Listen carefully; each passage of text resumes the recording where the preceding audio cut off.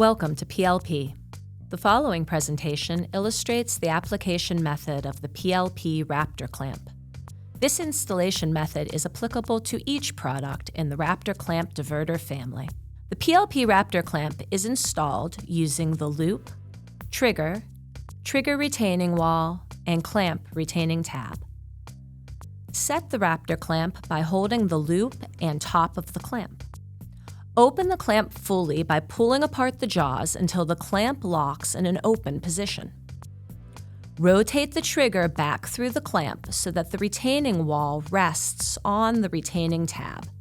Keep your fingers clear of the clamp jaws when setting the trigger. Hold the clamp with the open jaws away from you. Place your thumb on one side of the clamp with your index finger on top of the trigger and your other 3 fingers on the opposite side of the clamp. Use your index finger to hold the trigger retaining wall against the clamp retaining tab.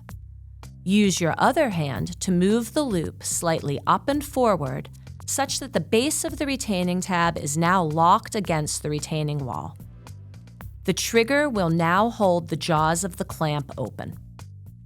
Note that the set RAPTOR clamp is designed to activate with minimal force. It is important to keep your fingers out of the clamp jaws now that the RAPTOR clamp is set. Hold the set clamp by the loop, but avoid putting your fingers or thumb through the loop. Alternatively, a hot stick may be used to hold the loop. Position the triggered RAPTOR clamp over the conductor, strand, or cable at the desired installation location. Lower the clamp onto the cable until the trigger is activated and the clamp is latched onto the cable. Rotate the clamp to the desired position.